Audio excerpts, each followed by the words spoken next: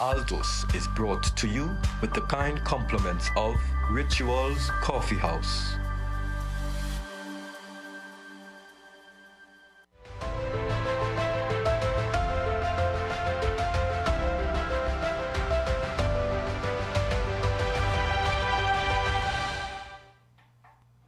Good evening and welcome to Altos, a news and current affairs program produced by the Catholic News and broadcast on Trinity TV and TTT. In this week's headlines, a ray of hope shines for Sealot's residents as the Eternal Light Ministry opens a vocational school. Catholic educators look forward with anticipation to the first intake of migrant students in Roman Catholic schools. A local psychologist helping children in Carriacou left traumatized by Hurricane Beryl says international organizations need to step in and help. And later, we speak with a member of the Constitution Reform Commission, Dr. Terence Farrell, about the recommendations they have made for constitutional change. And now for our top story. Residents of Sealots have been provided with a way out of what many describe as the darkness within their underdeveloped community, with the opening of the Eternal Light Community Vocational School. The Ray of Hope Vocational School offers residents a range of different skill sets. There is also the hope that it will foster spiritual growth and community development.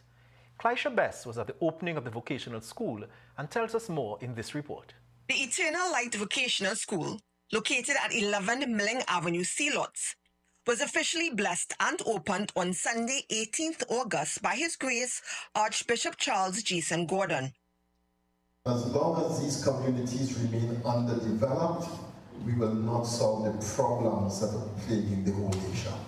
The audience were informed of the call and journey of the school's foundress, Deborah de Roussier, and her dream to empower the youth of Sealots and other impoverished communities with the skills and knowledge to shape their futures and reach their true potentials and be a part of the body of Christ.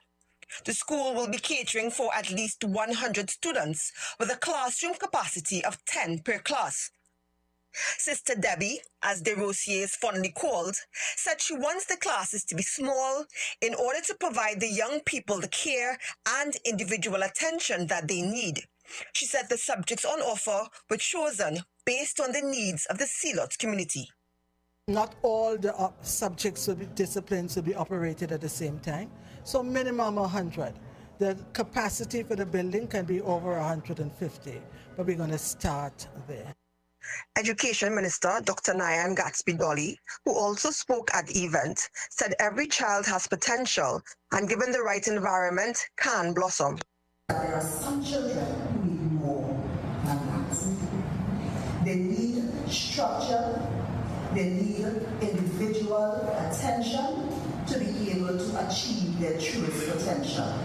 Young Sealots resident and mother Jalila Joseph shared her thoughts on the Eternal Light Vocational School coming to her community. I think like all the youths in the community should take part in it because it could help us in different aspects of our life. It would help me, and I'm saying if because I know it would help me in other aspect in my life, and I hope everyone, and I will be telling my friends to come and join. If you are from Sealots and environs and are interested in signing up for any of the courses on offer, you can contact the Eternal Light Vocational School at 645-0525. I am Clysha Best, reporting for Catholic News, Altos.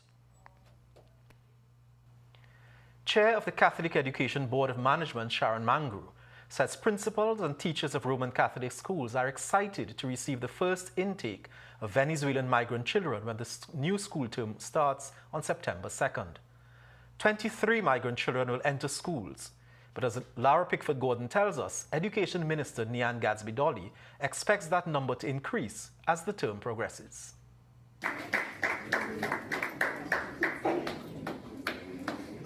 23 migrant children got letters at a ceremony which was described as a major landmark in a journey that began since 2019. Chief Executive Officer of the Catholic Education Board of Management, Sharon Mangru, said 4 children will attend government primary schools, 18 at denominational, and 1 at a private school. Our principals and teachers are looking forward to receiving their first intake of Venezuelan children on the move, as we call them. They recognize the benefits and the challenges that would present themselves. Data gathered by the Catholic Board of Management in collaboration with UNHCR estimates that 1,200 children are eligible, mainly from the areas of Couva, Tabaquite, Talparo, and Princestown.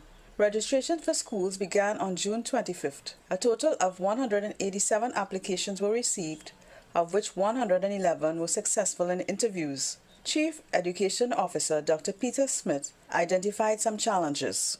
Missing documents, expired permits, low levels of literacy among parents resulting in extended periods of time for interviews, and difficulty in some instances organizing translators at the district level. It was a lengthy process for migrants, which included submission of documents to the ministry being validated by school supervisors. Principals of schools had to be contacted about the availability of space, and the Office of the Director of School Supervision had to collate and forward documents to the National Security Ministry. Education Minister Dr. Nian Gadsby-Dolly assures more children will be integrated into the system during the school term. The students who are getting into the school system now have been through a series of trainings and a program that has readied them for this. The teachers have also been trained. And that's why you're not just taking students en masse and putting them into any school. I am Laura Pickford-Gordon for Catholic News, Altos. And even as government accepts its first intake of 23 migrant students in schools, another cohort of migrant students are getting ready to return to what's been described as a child-friendly learning space in Pinal. The Ray of Hope facility was born out of a collaborative effort of St. Dominic's RC Parish in Pinal, the Migrant Ministry, the Children's Ark, Archbishop Charles Jason Gordon, and the Living Water community. Up to the end of July this year, the center had an intake of 79 children. That number is expected to increase when registration begins next week. Father Robert Christo, former parish priest in Pinal, and under whose watch the initiative came to life, told Altos the center is meant to integrate Venezuelan migrant children into the system. Volunteers from the Pinal parish and students doing their Bachelor of Education degree at UWI assist in teaching the young children a range of subjects, including math, English, and art and craft. Father Christo said it is part of a holistic education to help the children in preparation for when they enter the formal education system. He said it costs about $20,000 a month to pay the tutors and upkeep the facility. It is through the goodwill of donors that they can maintain the facility. A Good Samaritan businessman has donated funds to assist the center for the next few months. The Children's Ark, under the leadership of Simone de Labastide, converted a 40-foot container at a cost of $200,000 earlier this year for use as the learning center. The facility was officially opened by Archbishop Gordon in May. As the political impasse following the July 28 elections in Venezuela continues, members of the local Venezuelan community prayed for a resolution to the situation last weekend. On Friday, August 16th, Father Jorge Rodriguez, a missionary priest from the Venezuelan Diocese of Carúpano, celebrated Holy Mass at the Cathedral of the Immaculate Conception. Father Rodriguez is currently assigned to the cluster of Irene Pinal, serving the Venezuelan migrant population in the southern area. The following day, the Venezuelans gathered once again for a solidarity walk around the Queen's Park Savannah.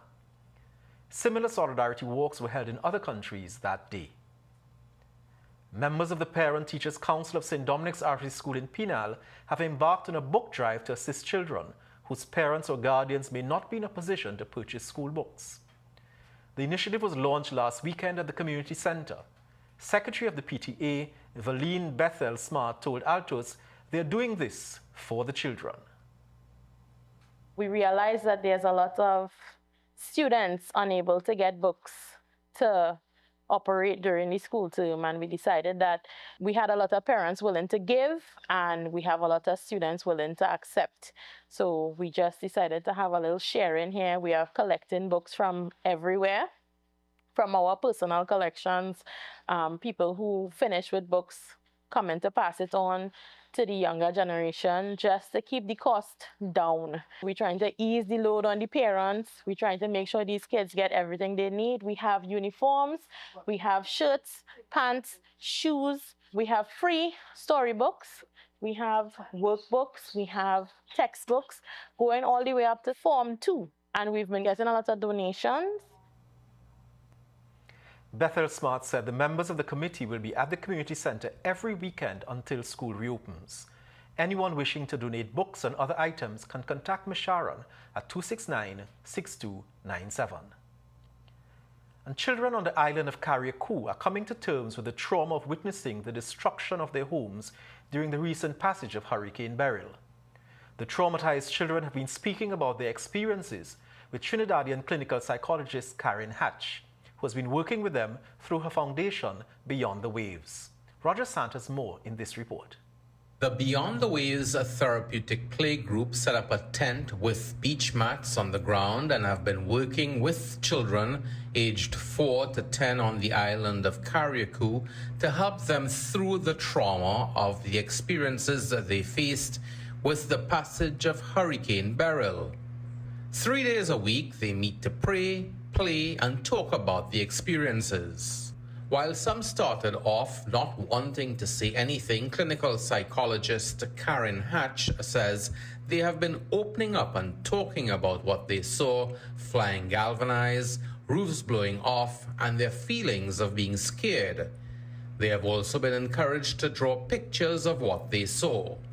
We are hoping that by providing a safe space, an environment where they have permission to discuss all the negative feelings, all the negative experiences that they had during Hurricane Beryl, that this would help to develop the appropriate coping skills for dealing with the horrific trauma that they experienced. Through the kindness and of the donations of people all over the world, we've been able to offer them this space so that they can verbalize through art, through play, through friends, through words, what their experiences were during the hurricane. Schools are scheduled to reopen next week, and Hatch says that through the generosity of people, she's hoping that each child will experience the joy of having a knapsack filled with books and other school supplies. She's also hoping that organizations such as the UN, UNICEF, and PAHO will step in and offer funding assistance. What I would love to have is a program that continues, a consistent, continuous program that would help the children and even the adults after school. I'm Roger Sant reporting for Catholic News Altos. It's now time for us to take a short break, and when we return from the break, we speak with Dr. Terence Farrell from the Constitution Reform Commission.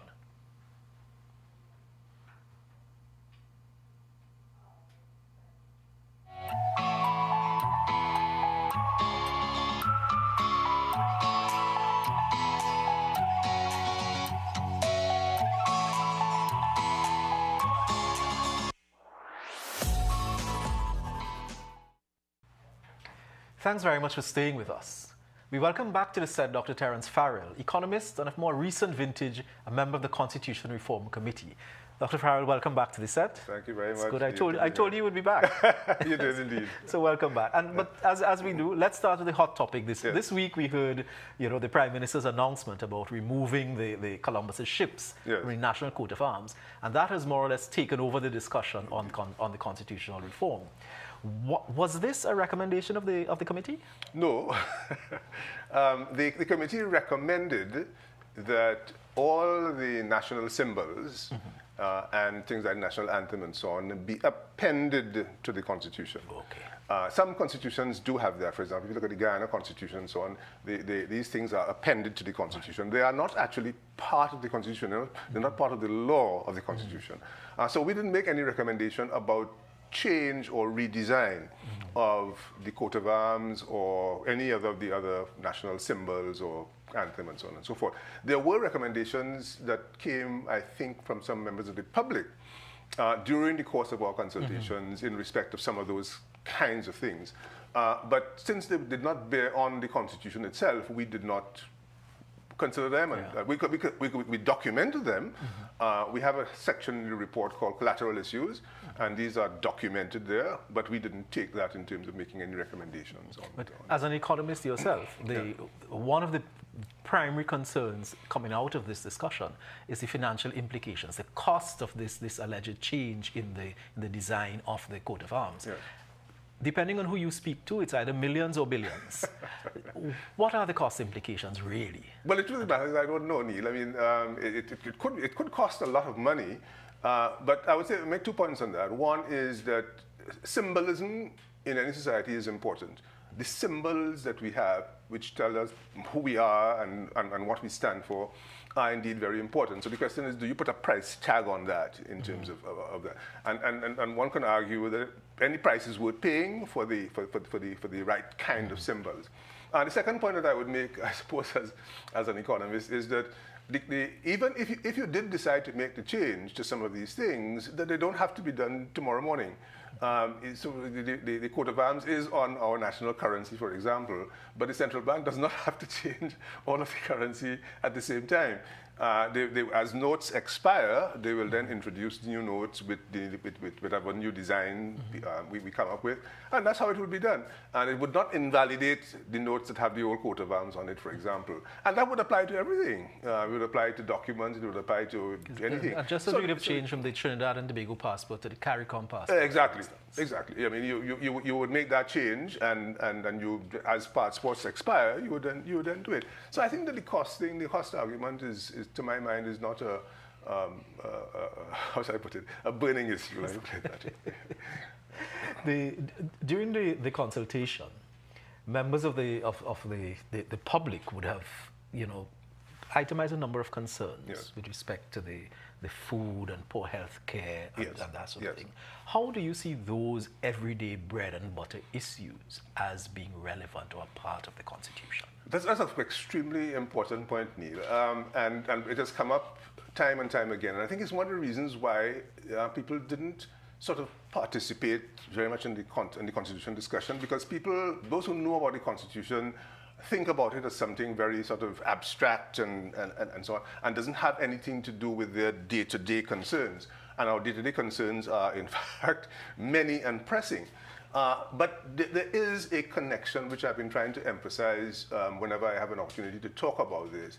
And that is that many of the problems that we experience in our society, whether it is the standard of health care that we have, whether it is the quality of the paving on our roads and on our potholes, the public service, the standard of public service, the quality of public service that we get, all of these things, to my mind, have a common root cause, and that is a lack of accountability. That is to say that the people who are responsible for doing these things and delivering these things to the required standard are not being held accountable for their performance. And it's one of the questions that the committee wrestled with almost from the get-go. And that is to say that the Constitution must address the question of accountability.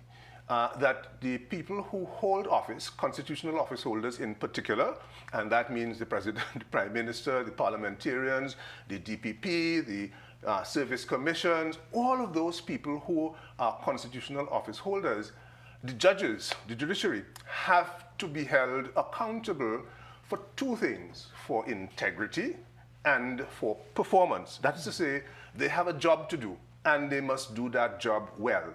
And if they don't do the job well, then they've got to be held to account for it. Now, how do you hold them to account? The Constitution does have provision for dealing with that, but there's a missing piece. And the missing piece is that very often we find in the Constitution that it doesn't talk about what those performance standards are. And so we have suggested that there is a need. For example, we have elaborated the responsibilities of the Parliament. Funny enough, it's not in the Constitution.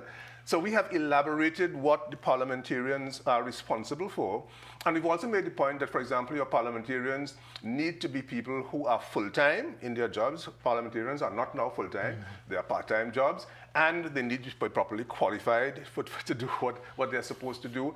And we need to have more parliamentarians. So we have recommended expanding the Parliament to I think about 59 parliamentarians, so that the parliamentarians can do the important job of scrutinizing legislation and scrutinizing the performance of the constitutional offices. And you're separating, therefore, the role of parliamentarians from cabinet ministers. Oh, absolutely. So we have our one recommendation is that you can only take 8 members from the House to go into the cabinet, and that the cabinet itself will be limited to 18. In other words, the number of ministries will be limited to 18. And now what that does, we think, is that it will mean that you have a larger number of parliamentarians who are not cabinet ministers and who can attend to their constituency duties as well as their parliamentary duties. I mean, the recommendations that we have made have sort of given a very enhanced role for the parliament in terms of what the parliament is supposed to do, that is scrutiny and oversight of there are many agencies, several hundred agencies for which they have responsibility. We've also suggested a responsibility, enhanced responsibility for the president, particularly when it comes to holding constitutional office holders to account. Very often you hear ministers being blamed for everything. Yes. But ministers can't hire and fire anybody. Right.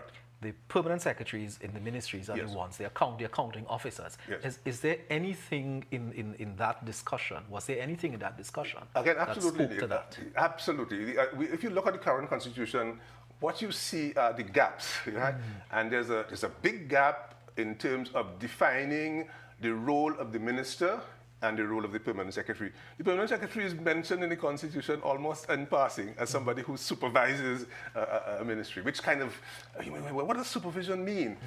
So what we have suggested is that we elaborate that. We elaborate what the roles and responsibilities of the minister is, what the role and responsibility of the permanent secretaries, and we've suggested that there be something what is called a cabinet manual. The United Kingdom has one, New Zealand has one, which detail the roles and responsibilities of ministers and permanent secretaries, who is responsible for what, who is to be held accountable for what, and we need to put that into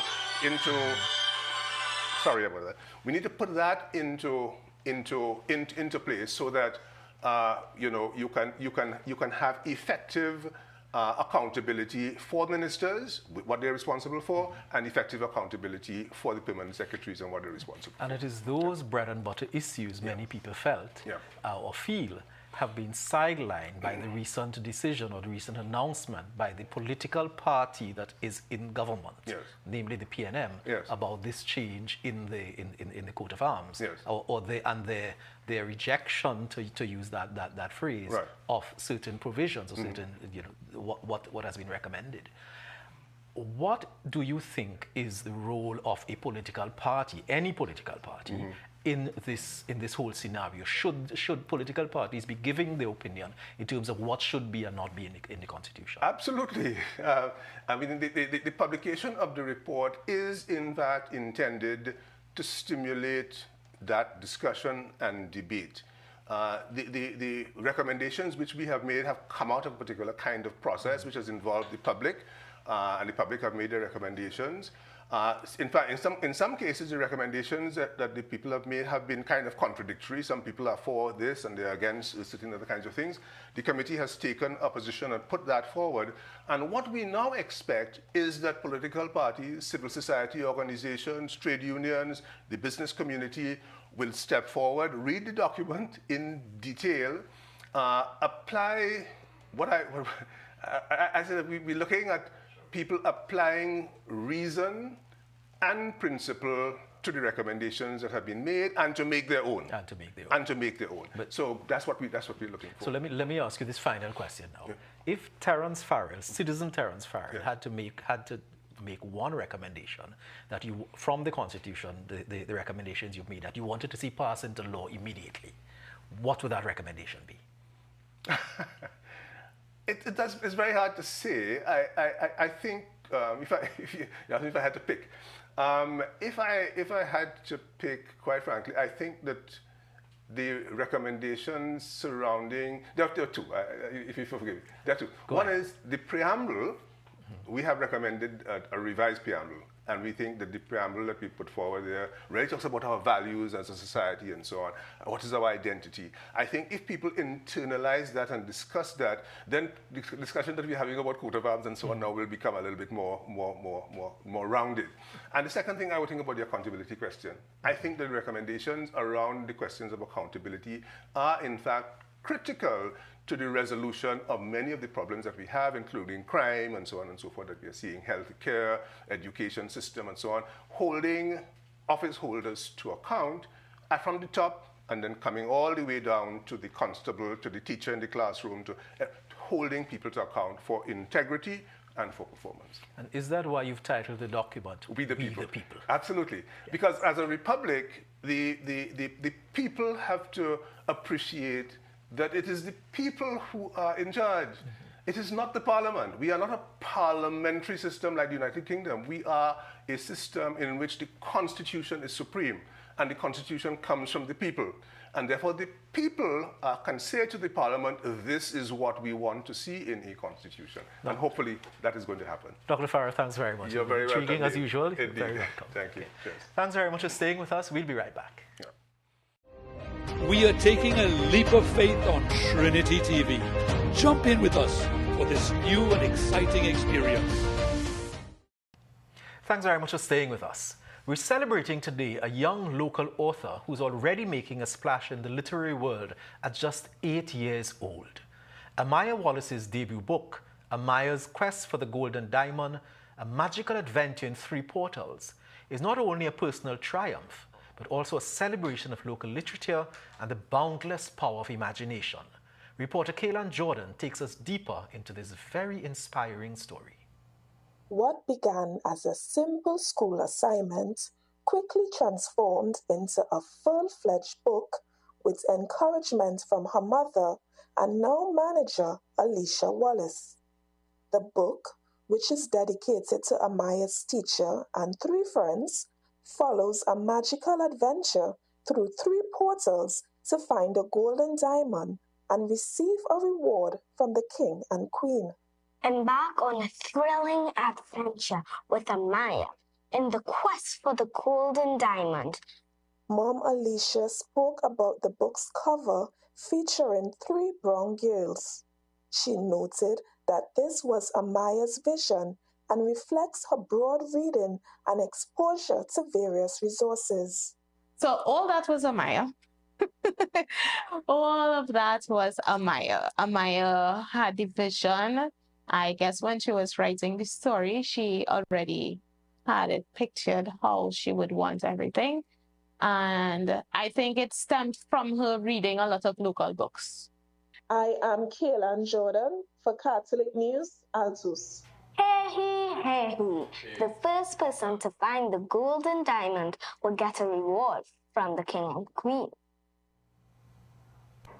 We congratulate Amaya on that. It's now time for us to take a sneak preview at what's in store in this week's Catholic News with Associate Editor Simone DeLucian. In this month's God at Work supplement, dietitian Tarrant Phillip dispels myths on unhealthy eating. And the spotlight is on 2 popular eating establishments in North and South Trinidad. I am Simone DeLucian, Associate Editor of the Catholic News. The outer wall of St. Benedict's College in La Romaine has been converted into a wall of fame, featuring some of the nation's top sportsmen and other achievers. As Roger Sant tells us in this report, the project was done in collaboration with the school, the business community, and the Penal Debe Regional Corporation. As we leave you this evening, we congratulate the school for their effort in enhancing the La Romaine community. We thank you for viewing with us this evening. Stay tuned as we return to you next week. Mr. Adrian Joseph, son of the soil, La Romaine! Yeah? Our very own. Adrian Joseph, one of those featured on the wall on the outside of St. Benedict's College, is a past student of the school. He is a well-known basketball player and has been actively involved in the community of La Romaine, hosting an annual children's treat, camps, and passing on his expertise as a basketballer. Principal of St. Benedict's College, Gregory Quankep, said the aim of the wall is to inspire and motivate students and young people passing by. You have a vision. You have a vision for all-round education, mixing academics with sport, with music, drama, vapa, to create and spirituality and God to create the all-round student. Apart from Dom Basil and Joseph, there are some other well-known names. Kishan Walcott, our very own traveling champion, Kishan Walcott. And we're moving on. This one is a world record holder. He has played international cricket. So do we know? He is called the Prince. Do we know who it is? Brian Charles Lara. Miss Janelle Penny Commission. Still beautiful as ever. Altos is brought to you with the kind compliments of Rituals Coffee House.